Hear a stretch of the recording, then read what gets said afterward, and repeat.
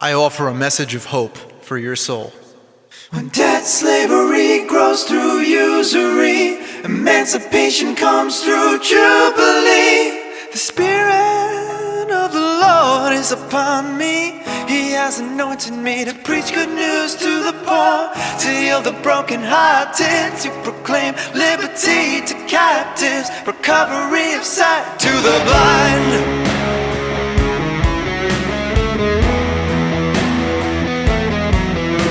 To set at liberty those who are oppressed, to proclaim the year of our Lord's favor. This is our Jubilee. Welcome to another edition to Jubilee TV. I'm your host, as always, Wayne Walton, and we are joined today with a very special guest. It's Brett Jones from Art to Uplift.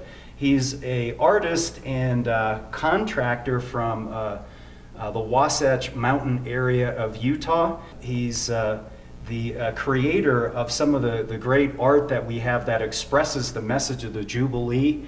The Kingdom of Breckenridge painting was one of the first ones that he did, then Jubilee AD, and then finally Rasta Jesus. So we're going to talk about his artwork and the inspiration for it, and delve into some of the nuances of the Jubilee, and talk about some of the stuff about, specifically how the Jubilee will make your life better. And that's what this really comes down to, is that this is a foundational revolution that will substantially change our own standard of living. If you think about it, there's a tiny cabal of Satanists who control the money system and allows them to play the Pharaoh on earth, allows them to play gods. And because they control the money, they don't ever have to protest. They don't live in scarcity. They have a completely different set of rules.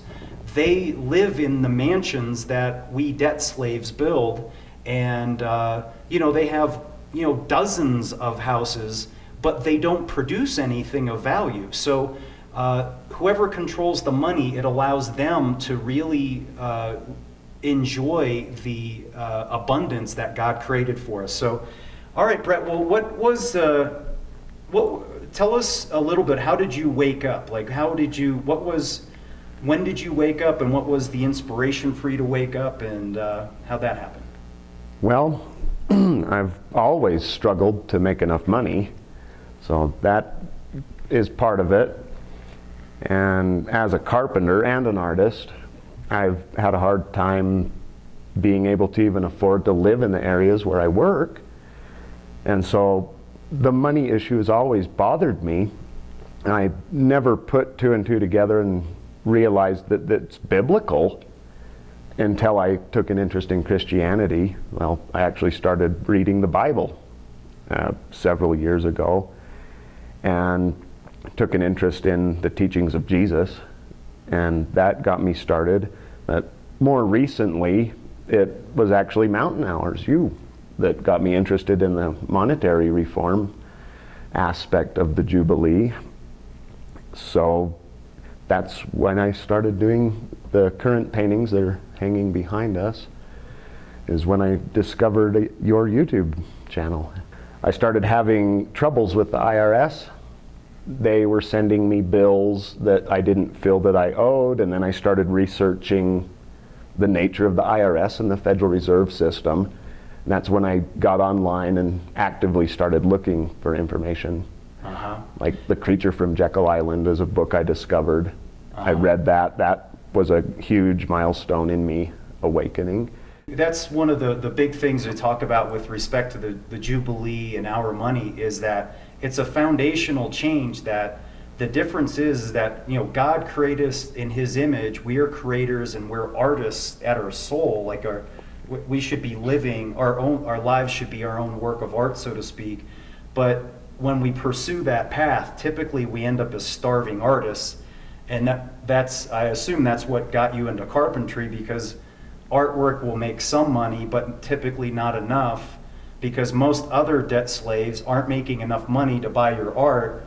So it's difficult to make it. But a house, everybody has to have a house, so you end up doing work to build people's houses, and that's kind of how Yeah. that was my path. I built stuff for people. I was a contractor, and you know, if you, what life should be is that we do what we love for a living, but that will only, and that's what the bad guys do. They control the money so that they can do what they love in life. They don't ever have to sweat the bills. They don't ever have to pay taxes. They have a completely different set of rules for them. So talk a little bit about that idea of how things would change if you actually issued money yourself, so that you didn't have to earn the banker's money. You could actually issue the money yourself. Well, for me, the beauty of that change would be the objective wouldn't be working for money. The objective would be working to do what I felt would benefit my community the most. And it just so happens that most of those things I can't make Federal Reserve notes doing. For example, I can't earn a paycheck going and helping homeless people. It doesn't exist in the city where I live. Or I could work for a church, but I couldn't make a living doing it. That would be the main benefit to me. Be the ability to do something that I feel has a sense of purpose, beyond just accumulating the pieces of paper to pay the bills. And that's what I personally would want out of life, and I'd want that for everybody. That's the kingdom dream. It's replacing the existing bank colony with an art colony. And rather than the bankers, if you think about it, the bankers the elite bankers make a living by making people homeless, right? So when you flip the pyramid of power through a Jubilee, we could make a living by giving people homes, because there's actually more empty houses owned by the bankers than there are homeless people right now.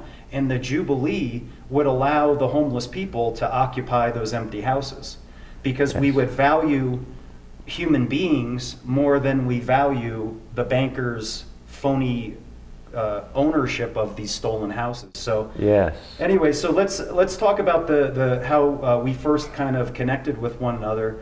I wrote a short story called The Kingdom Dream, how humanity replaces the existing bank colony with an art colony. And I think that might have been the first connection, is where you read that story, and then you created the painting behind you called The Kingdom Dream, or The Kingdom of Breckenridge. Can you talk about that? Talk about the story a little bit and what inspired you to kind of go down that path. The Kingdom Dream. I found it on your Facebook page in your notes section, and I would recommend anybody read it. That definitely inspired me.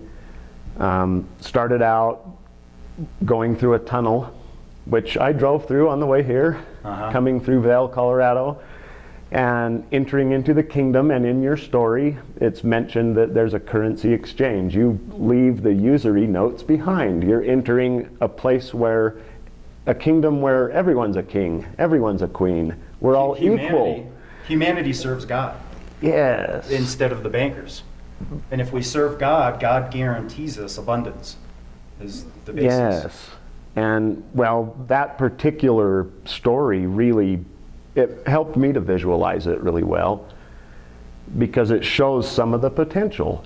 People having sustainable housing, and people growing organic food, people supporting local businesses and creative people so that they can do what they're good at and have the freedom of mind and spirit to spend the time to focus on that expression and get better at those things that are gifts that God gave them to develop, to share with their community. And when you're a slave working for a debt that's impossible for everyone to repay, you simply don't have time to focus on the gifts that God gave you, which are there for a reason, to share with the community, to make the world a better place for all of us. And that really hit home when I read The Kingdom Dream. Hence the painting. So it's awesome, because it has has the balloons showing the different logos for the different currencies that we have here in Colorado. And one of the things, there's a sign on there. It talks about there's the sacred city and there's Babylon, and we live in Babylon because we're ignoring God's sacred economic laws. And what's so powerful about your artwork is that when you talk about these things or you write a story, it's a certain level of recognition or consciousness. And as a builder, I like to always say that everything is built 3 times. The first time you build it is you have the idea, the God spark, our consciousness of the Creator in us, that we're able to imagine something. So it doesn't exist anywhere except in our imagination. So if we're building a house, it's like, oh, I want a 2-story house, I want it to have a white picket fence, and you just imagine it, right? Then the next step is you draw the blueprint, you actually write it down. So now it doesn't exist in the real world, but you have the blueprint. And then the last way you build it is in the physical world, where you actually construct it with your hands, where you can touch it and it's tangible and you can live in it. Well, I would, just like everybody acknowledges that in humanity, or, Americans would acknowledge that's how you build a house, right? We build it and it happens over and over and over again. But what God wants us to realize is that we can build the kingdom dream in the real world in the exact same way. We haven't done it yet, but we could imagine it like I imagined it, and we can sit and talk about what that would be like.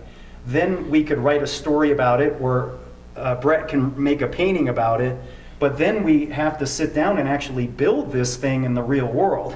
That's when it really, when you can occupy it, and Jesus actually talks about that. He goes, the kingdom of heaven is like a mustard seed. And the mustard seed is the tiniest seed there is, but it grows to be the biggest tree. Like some seeds have they're bigger seeds, but they don't grow as big. You can't live inside of it. Whereas the mustard tree, you can actually live inside of it once it grows. Well, he's using that allegory for us to think of the kingdom dream, for us to focus on that little thing. Like it doesn't exist anywhere, but it's this seed that we're planting, and that's what we're doing. We're trying to sow, we're trying to build the kingdom.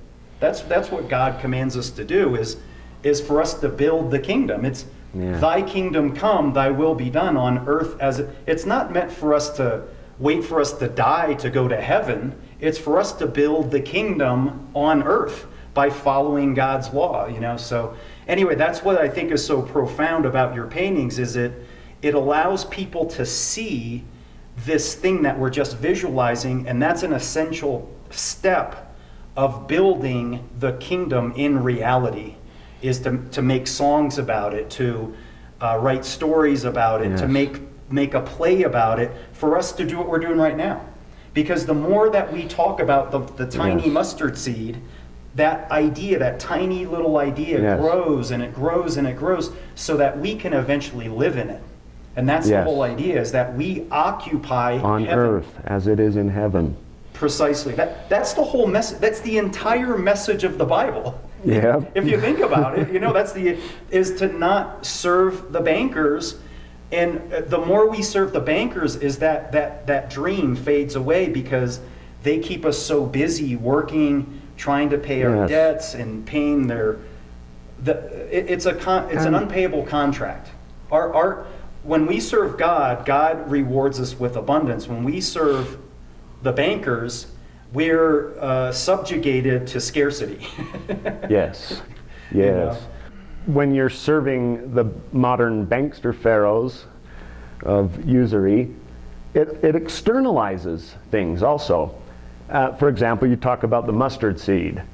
People they're looking for a blueprint, like a mustard seed, for the kingdom, but it gets you looking in the wrong places. You're looking to the world of politics. You're looking externally. You're hoping that the government will pass a bill to audit the Federal Reserve. You're hoping that somebody else will solve the problem. But where did Jesus tell us to look for the blueprint to the kingdom within? Right. Which, when I started doing that on a personal level, is when I really started to ask more questions and to get more clear answers, and to have clarity on what I need to do as an individual. And I came to the conclusion, basically, salvation is not a spectator sport. And it's to my benefit to participate. And it's to everyone's benefit, and it's a joy. It's an honor, and Yeah. it's fun. Yeah, I think that's so important to talk about, is that whenever we focus on these external institutions, all of these institutions are financed by the bankers' money, so therefore those institutions have been usurped. Because of usury, they serve the bankers. So as you wake up, you find out all of these false prophets and the false leaders and the false institutions. If we go to them for salvation, they don't serve us, including the church. The church itself isn't talking about creating the kingdom in the real world. Like sadly, when I go to the church, they're talking about you got to die to go experience the heaven.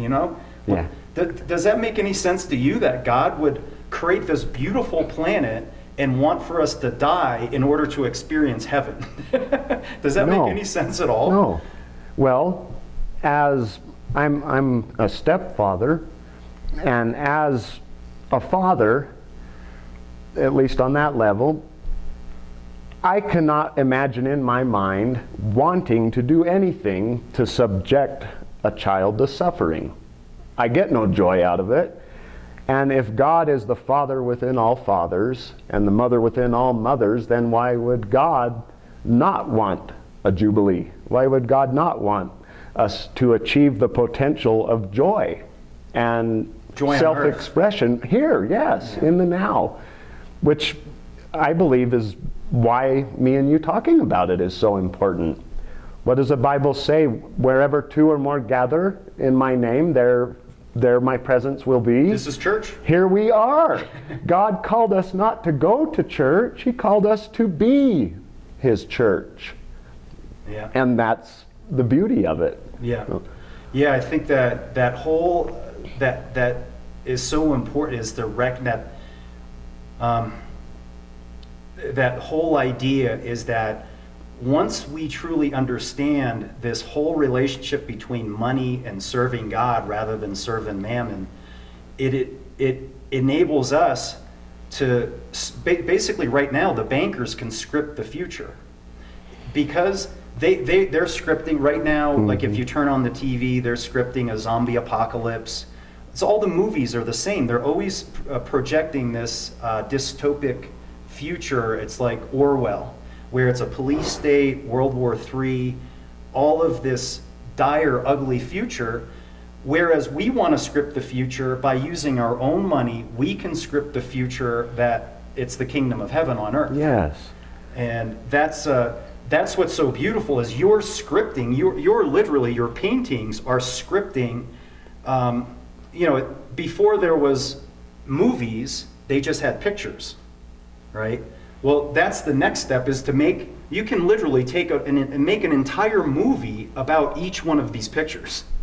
That's what's so powerful about them, is it's showing this transformation of humanity that is dependent, that we're children, we're debt slaves, and we're children, we're not taking responsibility.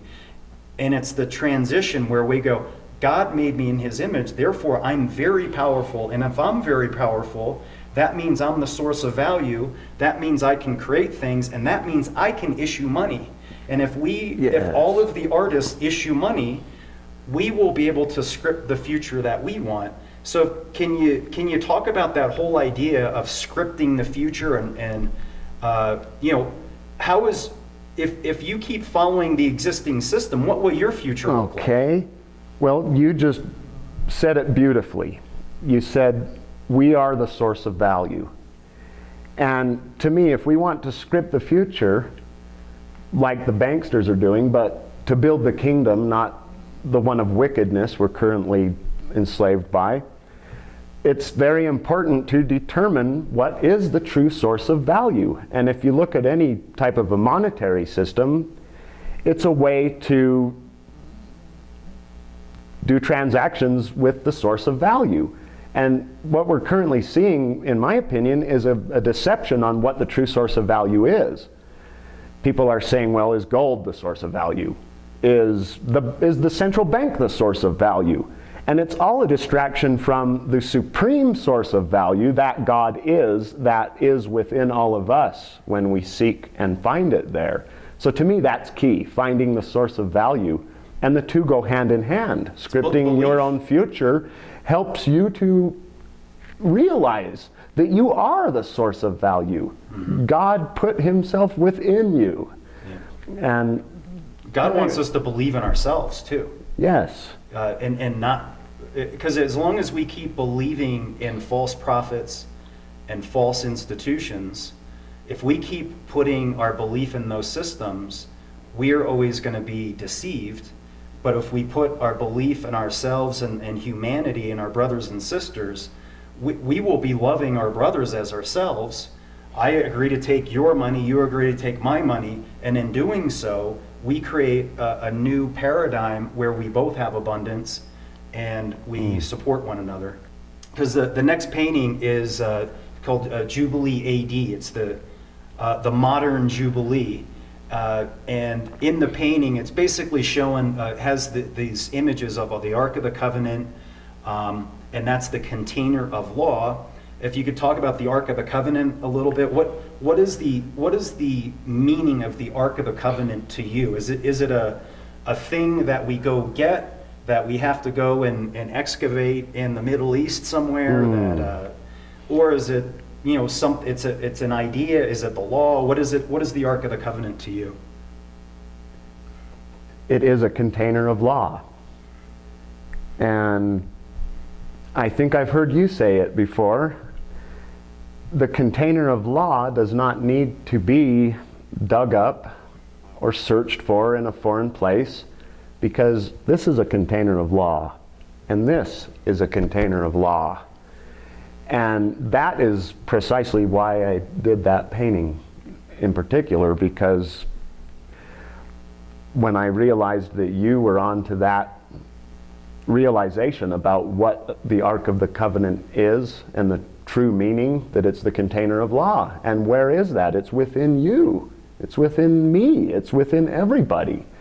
That really hit home with me, and I wanted to illustrate the concept so that other people could absorb that realization. Yeah, it's, you know, if you think about, you know, I think anybody that observes the container of law in their consciousness, they become God's chosen people. It's not like you aren't born into just being God's chosen. Like, well, obviously God, we're all God's children, but when we observe God and we decide that we are not going to kill, that we are not going to covet, that we are going to obey the laws for the sacred economics, when we observe, we become priests or prophets, or we become holy men ourselves. We are obedient to God, and therefore we become God's chosen people, because we choose to obey God instead of serving mammon, because that's what those specific laws do. The Jubilee law and the usury-free laws, they ensure, they guarantee that we serve God rather than serving mammon. God's chosen people, so to speak, they're up in the mountains, just like Moses went to the mountains to seek and receive God's wisdom. Jesus went into the wilderness to be tested by the devil. Like, people kind of go into the wilderness, these prophets, go into the wilderness and then come out with this wisdom, and the painting kind of reflects that. You're coming from the mountains and then coming down into, in this, it's in Denver. Can you talk about that a little bit, that's the God's chosen people, or an army of Christian soldiers, so to speak, nonviolent, coming down to emancipate humanity, and like that's kind of the vision that's shown in there. Yeah, and that was intentional, to show the contrast between the light and the dark. And that's on a personal level for me as well. I go to the wilderness. When I seek answers, I go hike up in the hills.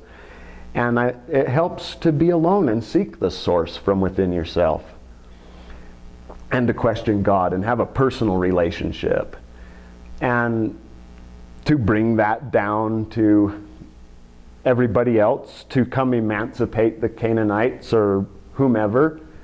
Yeah, that's exactly what I meant to illustrate in that painting. It's release of captives. Yes, yes. And I did want to show also sharing of the message, which is why the officer is accepting a form of currency in the painting.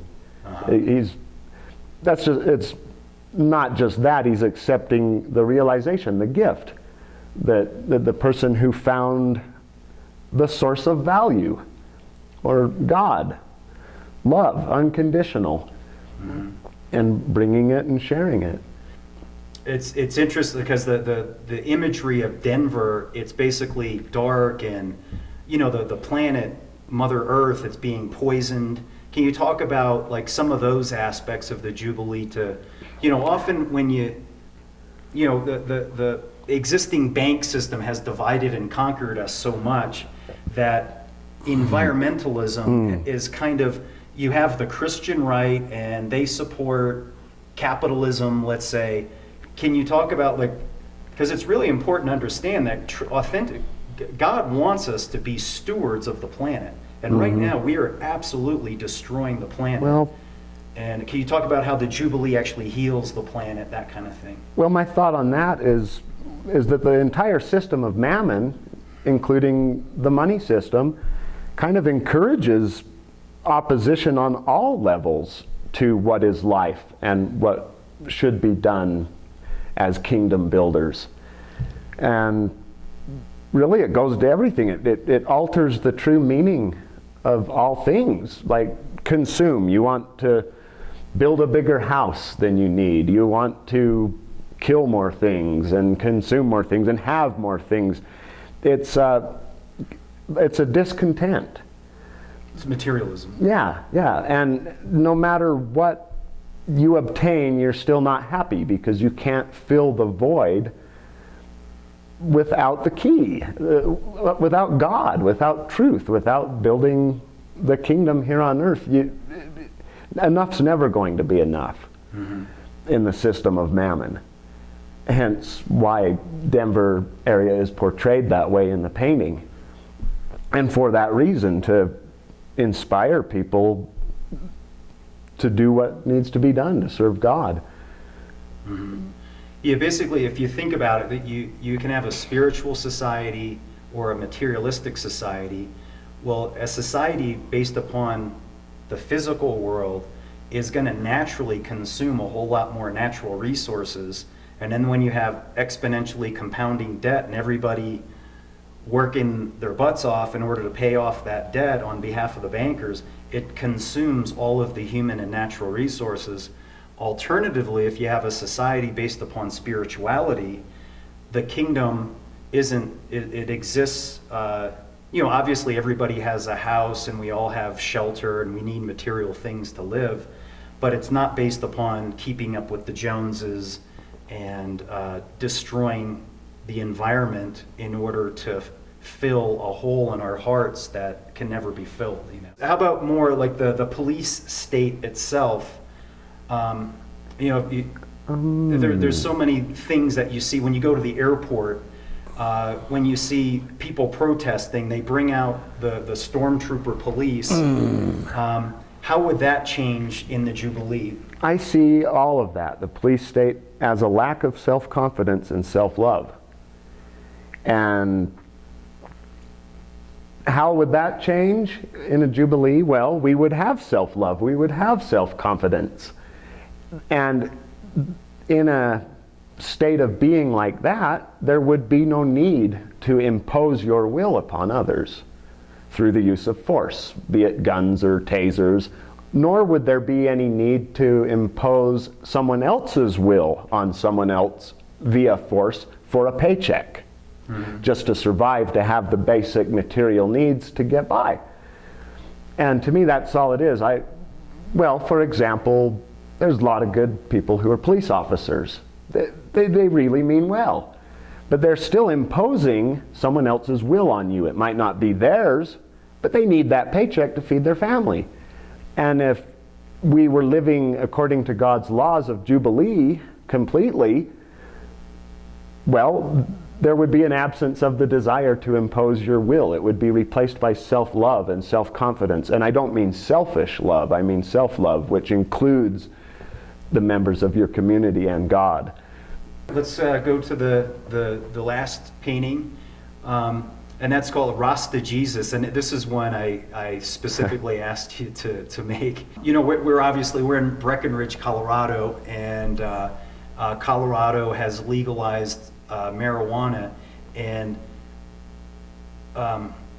consuming marijuana has been used for thousands of years, since forever, as a spiritual sacrament. And within Rastafarianism, marijuana is used as a spiritual sacrament in order for people to really break down their connection to the physical world. It separates your physical self from your spiritual self from your physical self. And it's one of the things that brought me to Jesus. I was actually born again by smoking pot, because I was, obviously people can use it to just get high and use it as just like any technology. You can use a gun to kill people or use it to hunt and sustain life or whatever. Similarly, you can use the technology of marijuana to basically run away from life, or you can use it to engage your higher self. And that's what I used it for. Jesus's greatest passion was to fight the bankers. It's the only time that he got violent. It was in the Bible, money was the topic that Jesus spoke about the most. Jesus spoke about money more than he spoke about heaven and hell combined, because he understood that the love of money or usury is the root of all evil. So in order to have our highest selves, you have to eliminate the evil in society, and the good will naturally prevail. We're not meant to be violent creatures. It's just engineered through the money system. Hate is engineered.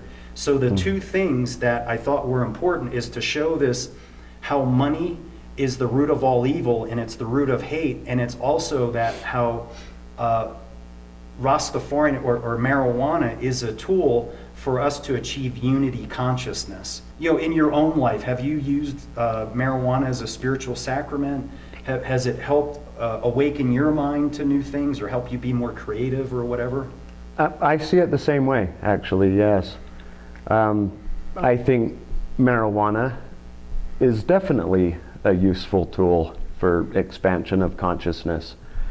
My thoughts on it is I prefer not to make a habit out of smoking it, but yeah. I didn't smoke any when I painted Rasta Jesus. You were saying, I thought this was really profound, is that, because I came from a military background, a military family, so I didn't know how to think creatively at all. But once I used bud as a tool for consciousness, it trains your mind to think, and you access a different part of your brain. Yes. And you're saying that, like, after you used bud for a period of time to train your brain in a certain way, and now you're able to use your brain without using the bud. Correct. Yes. Yeah, I thought that was really interesting. Yeah, that's definitely true, at least for me. Mm-hmm. I've smoked weed before, and it helped me to tune my consciousness into a different frequency, I guess is how I'd say it. And it helped me relax and to focus my concentration, and I used it for painting. I did paintings while I was stoned. But yes, I've come to a point where I realized that I can do that with my consciousness at will. By simply focusing and having the desire and realizing that's a part of me. That's how I see marijuana, is it's a gift from God, as with everything else in creation. Mm-hmm. And when it's used as a gift from God, not as something to abuse or to covet, then you realize that it's there to show you something that's a part of you, that's a part of creation. You see a part of your mind that you may have not otherwise seen. Yeah. Especially in this usury-fueled system we live in that blinds us so much. And you realize that, wow, we are infinite beings, and there's much more to the beauty of creation than meets the eye at first. And smoking weed definitely showed me a glimpse of that. But I chose not to continually smoke it. Yeah. But I did use it as a tool. Yeah. And occasionally I might again. Right. But It's just been so vilified in our society that it's, you know, when so many Christians, myself as well, when I was growing up, I always tell this story. When I was an officer candidate for the Marines, and when I had gotten back from boot camp, and I was looking to graduate and from college so that I could get my commission. So as already a Marine, and then the next step to become a commissioned officer is to get your degree. And my roommates knew that I was all like a hard charger, totally gung-ho into the Marines, wanting literally go kill people to serve my country, you know? And my roommates who did smoke, from time to time, they would smoke and they blow the pot under the door, just to tease me. And it would just be, I always look back on that and I think it's so funny, because I thought that was like so anti-American and so anti, that you're, you know, because that's what the society teaches you, say no to drugs. And I was a Ronald Reagan Republican, and I was so into that mindset that I thought of them as, oh, that's like a criminal behavior, and it just so thought it was evil, you know. This is what losers do. Like, pot smokers are losers, they're lazy. And now when you come to find it, you know, you say it's for lazy people. Okay, well, Michael Phelps is the most awarded athlete in the history of the Olympics, and he got in trouble for smoking pot. Like, well, it doesn't. Like, all these are lies, you know. If you say it's not for productive people, or what's his name? Steve Jobs said to think different, and the way he thought different is he was using, let's call them God's plans, in order to think different. And he said that was one of the most profound things that he did his entire life, in order to awaken his mind to an entire different compartment of his brain. So I think that's kind of why I wanted to combine this idea of break down these lies. That, number one, Jesus was an anti-establishment revolutionary. He is an anti-establishment love revolutionary, and he wanted to break down these chains, this tyranny over our mind, and the things that break down. The reason why we have this tyranny is because of the money system has control over all of our institutions. So that's why I really like that painting so much, and I really like the way you did it. You made a T-shirt with the same image on it. When people, literally, you've had people ask you, who's the guy with the whip in his hand? Yes, I get interesting reactions, but then again, I'm in Utah, so it's a bit different. Because that's like a whole state established around a sect of Christianity, Mormonism, right? And they have some great ideals, the Mormon people, but they like to whip the weed smokers. And I like to remind them that Jesus was not whipping the weed smokers, he was whipping the money changers. I just get a kick out of it. It's funny to me, because I don't see anything bad at all in anything that God put on creation, including the marijuana plant. It's beautiful. Right. Even if you don't smoke it, it's a beautiful plant. Yeah. Even if you don't use it for spiritual consciousness, you can use it to heal your body. Yes. You know, it heals the mind, body, and soul, literally. And that's why, as the truth is revealed, we're going through revelations, right? Right now, when people call it the awakening or the enlightenment, right now, humanity is going through this experience of growth of consciousness. When everything shakes out, there is going to be Christians who will ridicule this painting and go, Jesus Jesus didn't want you to smoke pot. That's what losers do. Yeah. When the truth is revealed in revolutions and the emancipation of the human mind comes, Jesus is going to be revealed as being, in so many ways. Like, he's going to be a monetary reformer, and the church doesn't teach that. And he's going to be taught that he was the anointed one, and anointing oil is like cannabis oil, a tool for ascension of our souls so that we reach a higher state of consciousness. So that's what, they ever hear that, I think Gandhi said it, truth goes through 3 phases. First, it's ridiculed, and then it's accepted, and then it's embraced. You know what I mean? Yes, yes. And I think all of these paintings of yours, people will go, oh, that Jubilee thing, oh, that's just crazy talk, right? People are going to ridicule it. Oh, mountain hours, when we promote mountain hours, oh, that's that funny money stuff, right? Yes. Well, as time goes on, initially people are going to ridicule it, but all of these paintings of yours in various forms and they will be ridiculed initially,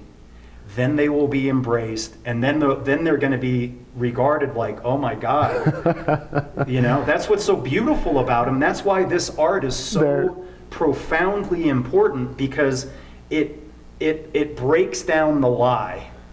So what do you think about like that whole idea, like when, maybe for your own self, like how was it when you, like any aspect of these lies, like what were you obedient to before? One thing in particular?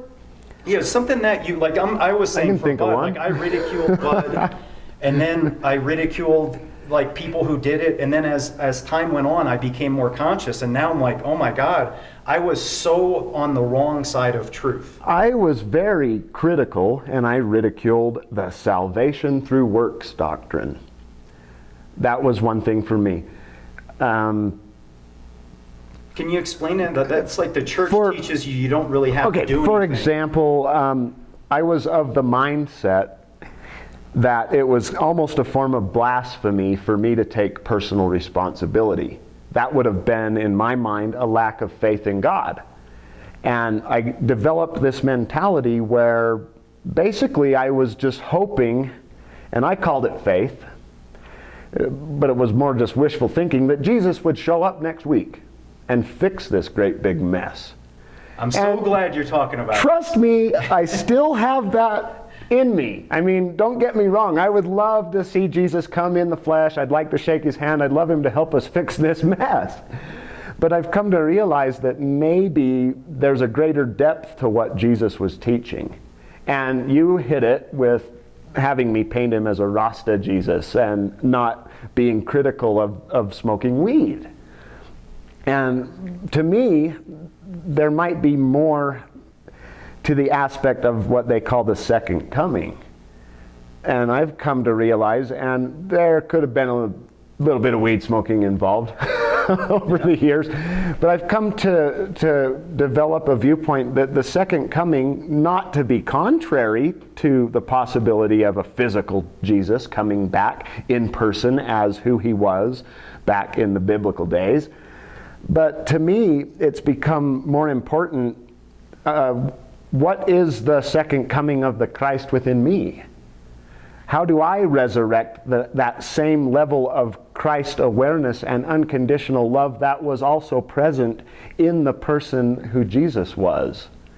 And to me, that is what it's all about now at this point in the game for me. So when I do paintings like that and they're controversial, I'm aware that it's going to be ridiculed.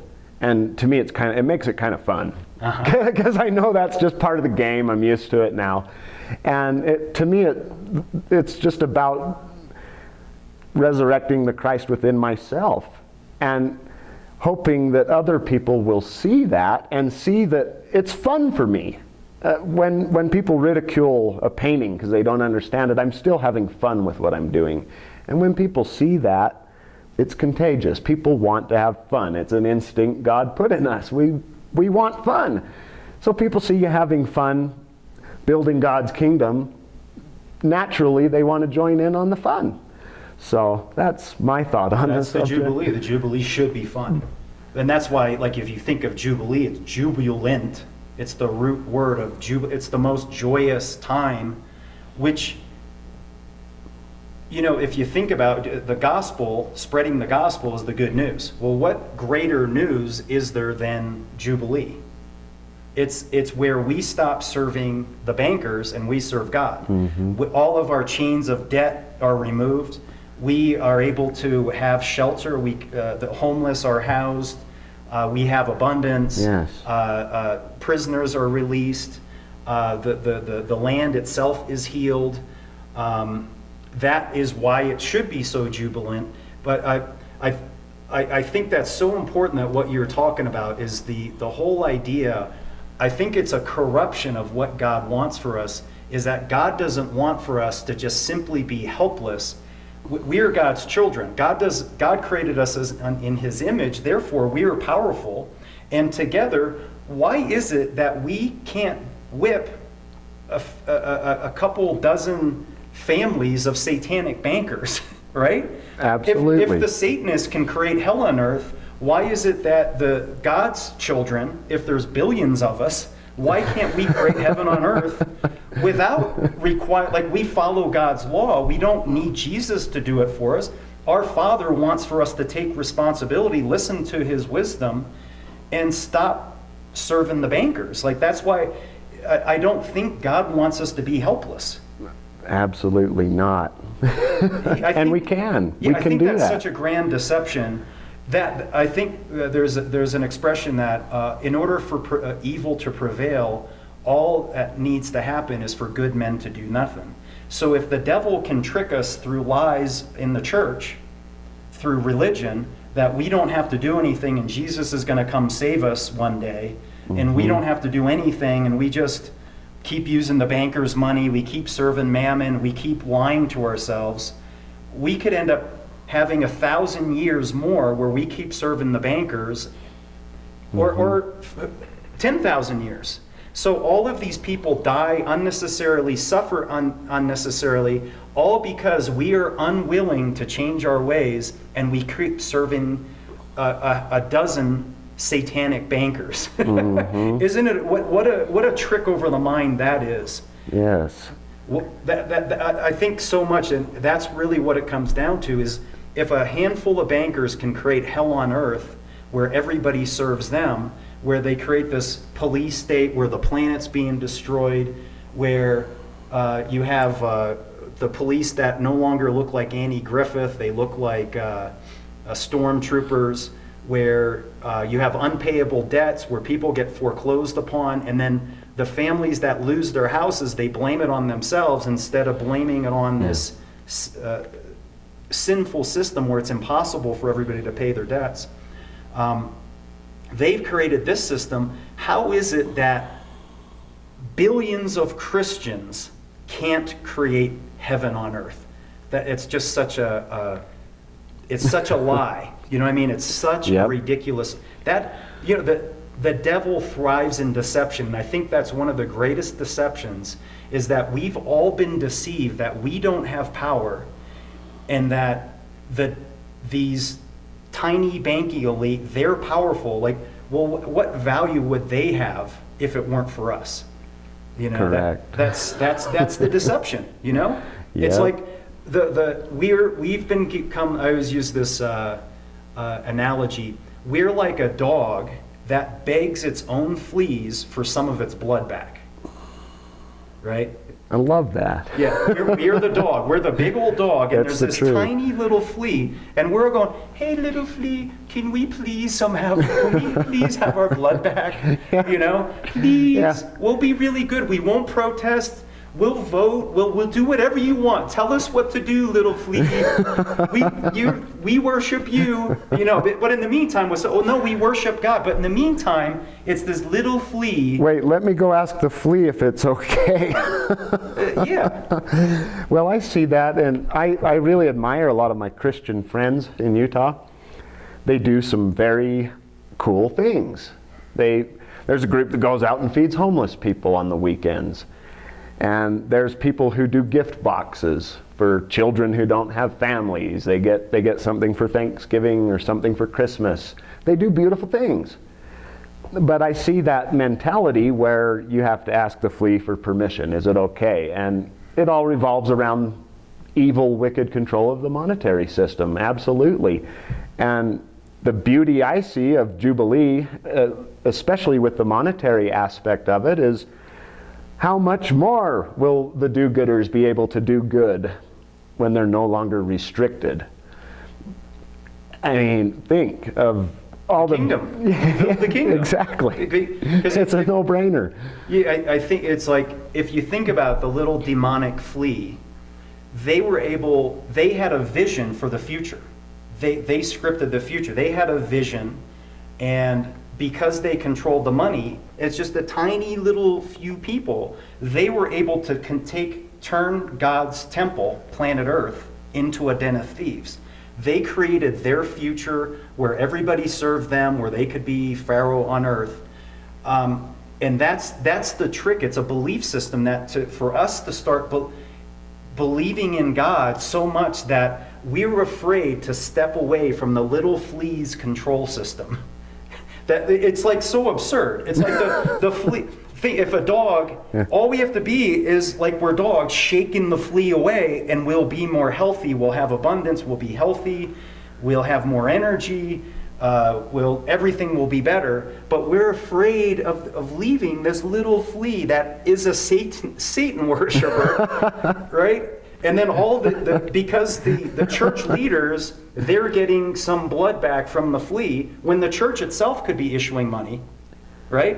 The church itself could be issuing money. There's a brilliant idea. Rather than getting it from the flea or from the other people that are dependent upon the flea, you know what I mean? So it's just amazing how this grand deception it's over a mind. It's a massive tyranny over a mind that it needs to be shaken off. But the revolution is all right here, just like Bob Marley said, is emancipate yourself from mental slavery. None but ourselves can free our mind. The evil weed-smoking Bob Marley. But the wisdom is like one love. You know, like that's a part of the Jubilee too, is, I think you were talking about that last night, is that even the flea, these evil Satanists, they will benefit from the Jubilee because they'll come to realize that they can have abundance too. They don't have to lie and deceive and kill their brothers and sisters, because as the Lord's Prayer says, it's forgive our debts as we forgive our debtors. We have to forgive these Satanists. Yes. In order for us to get our debts forgiven, we have to forgive them as well. And that's part of the Jubilee as well. I would love to be able to do paintings for the global elite. I simply can't afford to because they've kind of screwed me too much. I imagine the Cookie Monster from Sesame Street, and he loves cookies a lot, right? Well, so do these bankers. They love what they love. Cookies, cookies. So the Cookie Monster, if he gets so greedy for cookies that he goes and eats all the peasants' cookie dough, they're not going to be able to bake cookies for him anymore. It's really just common sense. They're killed in the golden goose. Exactly. The parasite is destroying its own host. Right. Which isn't good for the parasite. Once the host is consumed, what's left for them to consume? Well, they're replacing us with machines. Like, that's part of Satan's... That's a dehumanization system they replace us with machines. I'd much rather sit here and have an interview with you, a real flesh and blood human, than a robot. I think there's things that robots simply will never be able to replace. Oh yeah. I'm saying from the controller's standpoint, viewpoint, huh? It's easier to control robots than it is to control sentient beings. They want to destroy our humanity and turn us into robots, basically. That's the Satanist idea. That's what atheism is all about. That we're no longer the ghost inside the machine. We're just a machine. Anyway, in conclusion, the next step in terms of your activism is Wasatch Hours, which is your own local currency in Utah. And can you talk about that a little bit? Do you think, because you have different options, it's maybe coming to Summit County and working on a Jubilee here. Yeah. Like, because we strategize, because the bad guys strategize. Because in some ways, I thought it would be best if we created all these hour systems all over the country. But what happens is the currency is just a tool to get you to a certain place. Mm-hmm.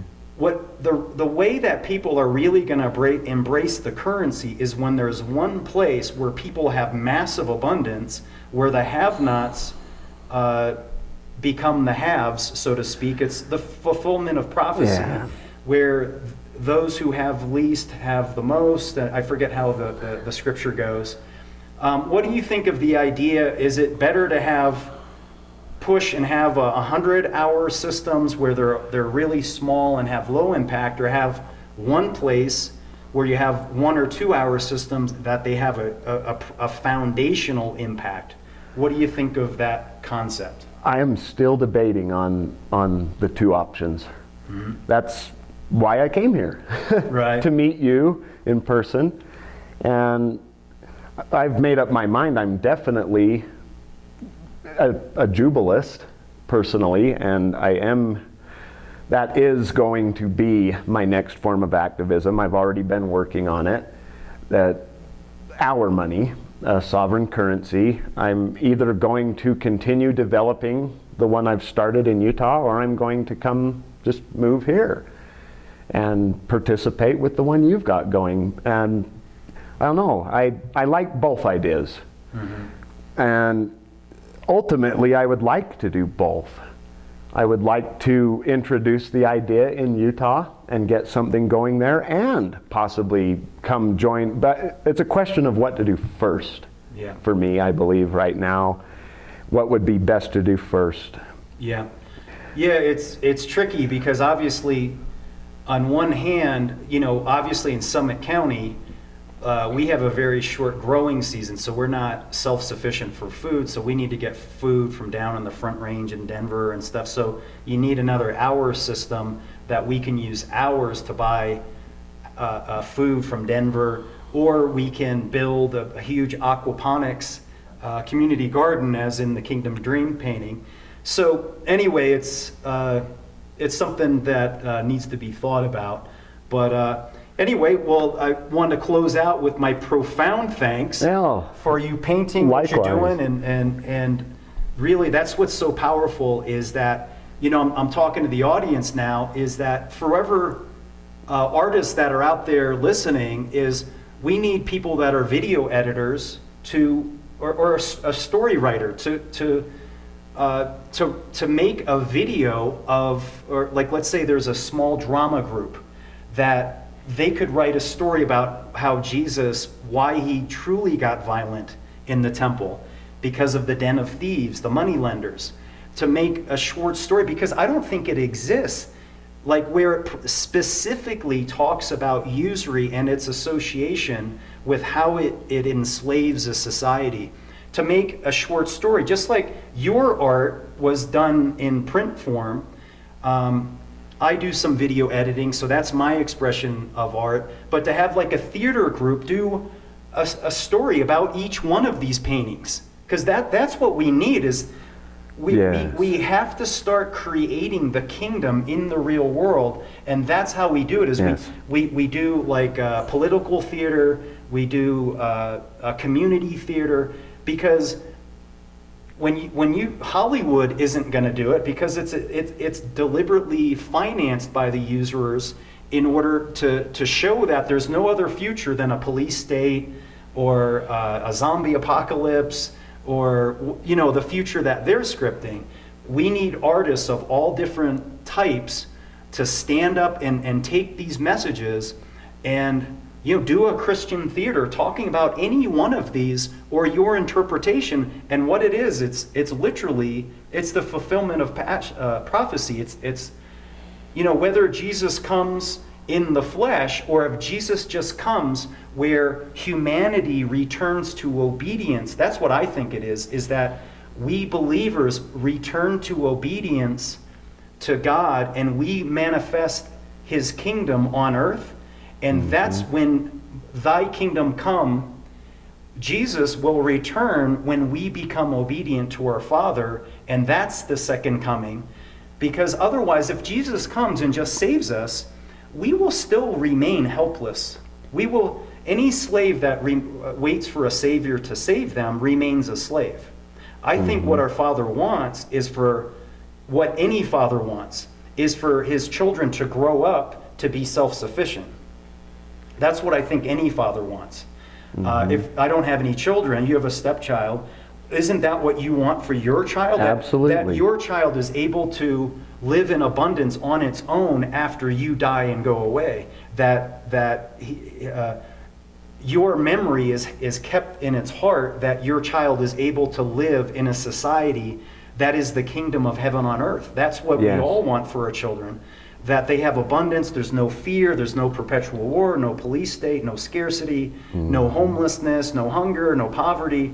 Well, that's the kingdom of heaven. And we can create that once artists issue the money themselves. So that's really the grand message of all this. It's time for humanity to build the kingdom of heaven. So thanks for Brett Jones for appearing. Again, I'm your host, Wayne Walton. Check this out. This video is also going to be made into a podcast on the Usury-Free Jubilee podcast. And a lot of times people don't have time to watch a video that's an hour long or whatever the case may be. And so anyway, where you can find that podcast is just Google it. It's on iTunes and Stitcher. It's the Usury-Free Jubilee Monetary Reform Podcast. You can share that more easily with your friends and other Christians, believers of all faiths. And atheists, that's what's so profound about God's revolution, is that atheists will benefit from this revolution, even if they choose not to believe in God.